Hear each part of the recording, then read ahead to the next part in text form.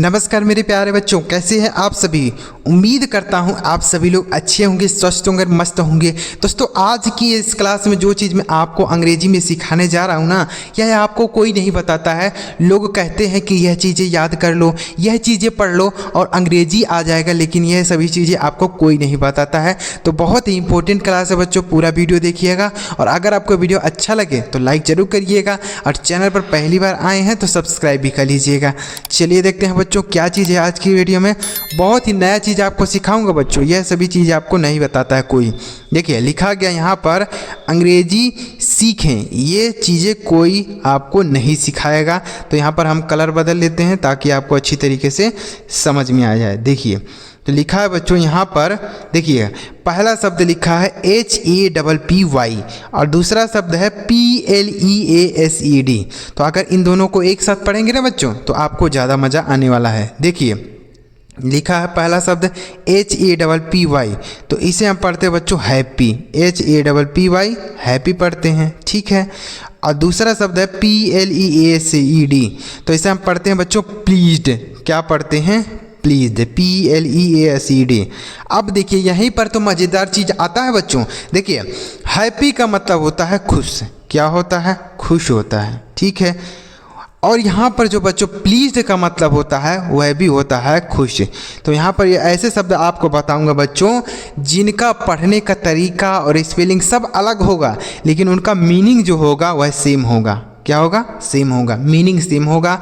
देखिए हैप्पी मतलब भी होता है खुश और प्लीज्ड मतलब भी होता है खुश। तो मज़ा आ गया ना बच्चों। यही क्लास आपको इस वीडियो में आपको यही चीज़ें सिखाऊंगा, ठीक है। तो हैप्पी मतलब भी हो गया खुश, प्लीज्ड मतलब भी खुश। अगला शब्द है SMALL, इसे हम पढ़ते हैं स्मॉल, SMALL स्मॉल।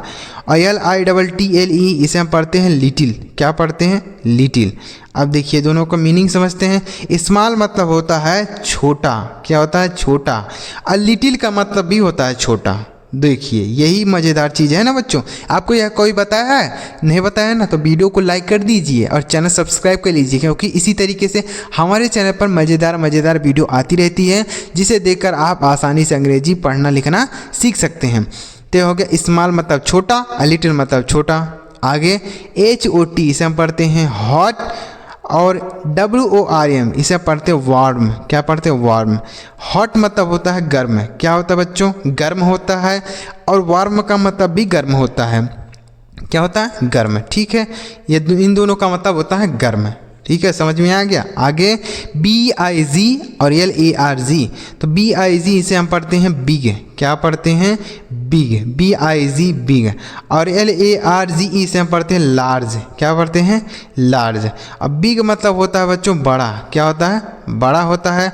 लार्ज का मतलब भी बड़ा ही होता है, या लंबा बोल सकते हैं, लंबा या बड़ा बात एक ही है, ठीक है। तो यह बिग मतलब हो गया बड़ा और लार्ज मतलब हो गया लंबा या बड़ा। अगला शब्द है FAST, इसे हम पढ़ते हैं फास्ट, FAST फास्ट। और SPEED इसे भी हम पढ़ते हैं स्पीड, क्या पढ़ते हैं स्पीड। अब देखिए फास्ट मतलब होता है तेज, क्या होता है तेज। स्पीड मतलब भी होता है तेज, ठीक है। स्पीड मतलब भी हो गया तेज, फास्ट मतलब भी हो गया तेज, दोनों का मीनिंग सेम है, ठीक है।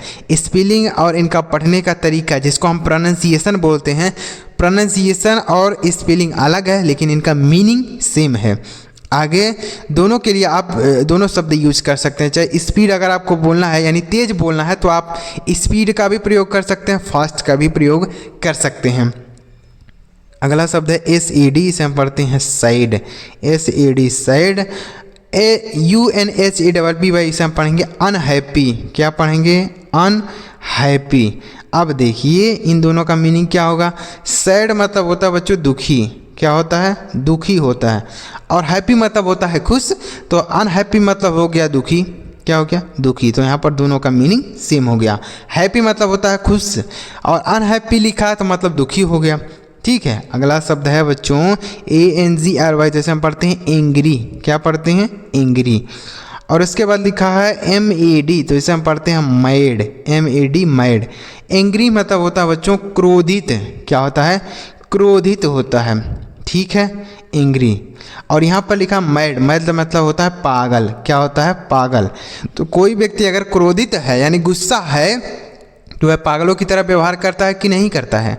तो इसलिए हमने यहाँ पर दोनों को एक साथ रखा है, क्योंकि जो व्यक्ति क्रोधित हो जाता है, गुस्से में हो जाता है, वह गुस्से में पता नहीं क्या क्या कर देता है, तोड़ फोड़ करने लगता है। तो जो व्यक्ति होता है क्रोधित व्यक्ति, वह पागल की तरह ही व्यवहार करता है, ठीक है। तो ये हो गया मैड, पागल। अगला शब्द है FINISH, इसे हम पढ़ते हैं फिनिश, FINISH, फिनिश। और यहाँ पर लिखा है अगला शब्द END, तो इसे हम पढ़ेंगे एंड, क्या पढ़ेंगे, एंड। अब देखिए फिनिश मतलब होता है समाप्त, क्या होता है, समाप्त होता है। और एंड का मतलब भी समाप्त होता है, ठीक है, दोनों मतलब हो गया समाप्त। फिनिश मतलब भी समाप्त, एंड मतलब भी समाप्त। अगला शब्द है HERD, इसे हम पढ़ते हैं हार्ड, HARD। और TOUGH, इसे हम पढ़ते हैं टफ, TOUGH, टफ। हार्ड मतलब होता है बच्चों कठिन, क्या होता है, कठिन होता है। और टफ मतलब भी होता है कठिन, क्या होता है, कठिन। तो हार्ड मतलब भी हो गया कठिन और टफ मतलब भी हो गया कठिन। तो दोनों का मीनिंग यहाँ पर सेम है, पढ़ने का तरीका और स्पेलिंग दोनों भी अलग है, लेकिन इनका मीनिंग एक है, एक ही है मीनिंग।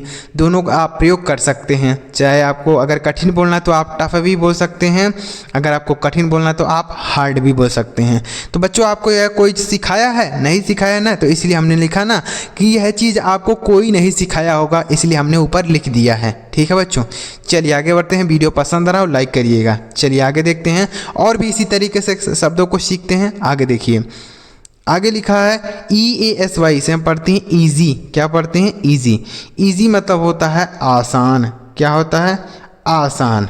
और यहाँ पर लिखा है SIMPLE, इसे हम पढ़ते हैं सिंपल, क्या पढ़ते हैं, सिंपल, ठीक है। इसे क्या पढ़ेंगे, सिंपल।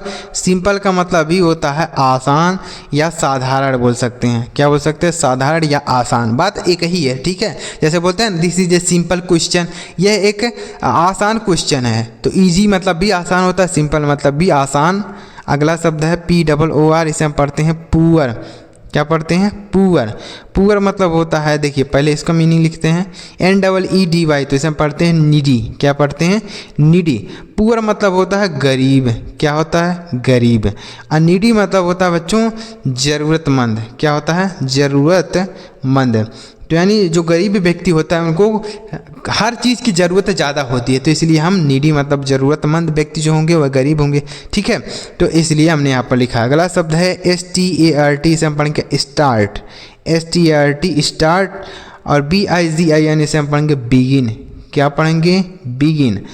स्टार्ट मतलब होता है शुरू, क्या होता है, शुरू। अब बिगिन मतलब भी होता है शुरू, क्या होता है, शुरू। दोनों का मतलब हो गया शुरू, ठीक है। अगला शब्द है SMART, इसे हम पढ़ते हैं स्मार्ट, SMART, स्मार्ट नहीं स्मार्ट, यहाँ पर ट रहेगा स्मार्ट, ठीक है। CLEVER, इसे हम पढ़ेंगे क्लेवर, क्या पढ़ेंगे, क्लेवर। अब क्लेवर और दोनों का मीनिंग जानते हैं। स्मार्ट मतलब होता है चालाक, क्या होता है, चालाक। और क्लेवर का मतलब भी होता है चालाक। देखिए इन दोनों का मीनिंग सेम है, स्मार्ट मतलब भी चालाक, क्लेवर मतलब भी चालाक। अगला शब्द है BEAUTIFUL, इसे हम पढ़ेंगे ब्यूटीफुल, क्या पढ़ेंगे, ब्यूटीफुल, ब्यूटीफुल। अब PRETTY, से हम पढ़ेंगे प्रेटी, क्या पढ़ेंगे, प्रेटी। अब ब्यूटीफुल मतलब होता है सुंदर, क्या होता है, सुंदर। अब प्रेटी का मतलब भी होता है सुंदर, प्रेटी मतलब भी सुंदर होता है, ठीक है। तो ब्यूटीफुल मतलब सुंदर, अब प्रेटी मतलब भी सुंदर। अगला शब्द है OLD, तो इसे हम पढ़ेंगे ओल्ड, क्या पढ़ेंगे, ओल्ड, OLD, ओल्ड। और यहाँ पर लिखा है AGED, तो इसे हम पढ़ेंगे एज्ड, क्या पढ़ेंगे, एज्ड। ओल्ड मतलब होता है बच्चों बूढ़ा, क्या होता है, बूढ़ा। और एज्ड मतलब होता है जिसकी एज ज़्यादा हो। तो जिसकी एज ज़्यादा होगी यानी जिसकी उम्र ज़्यादा होगी उसको हम क्या बोलते हैं, बूढ़ा ही तो बोलते हैं। तो इसे इसका मीनिंग भी हो जाएगा बूढ़ा, ठीक है। एज्ड मतलब भी बूढ़ा। एज्ड मतलब क्या होगा, जिसकी उम्र ज़्यादा हो। तो एज्ड मतलब क्या हो गया, बूढ़ा, जिसकी उम्र ज़्यादा होगी वही तो बूढ़ा होगा। आगे लिखा है CLEANNEAT, CLEN, तो इसे हम पढ़ेंगे क्लीन, क्या पढ़ेंगे, क्लीन। देखिए यहाँ पर ऐसे लिखेंगे, फिर से क्लीन लिखते हैं। देखिए यह हो गया क्लीन, CLEN क्लीन, और NEAT इसे हम पढ़ेंगे नीट। देखिए क्लीन मतलब होता है बच्चों साफ, क्या होता है साफ, और नीट मतलब होता है साफ, इसका मतलब भी होता है साफ होता है, ठीक है, दोनों का मतलब होता है साफ, क्लीन एंड नीट। अगला शब्द है RICH, इसे हम पढ़ते हैं रीच, WEALTHY से हम पढ़ते हैं वेल्दी, क्या पढ़ते हैं वेल्दी।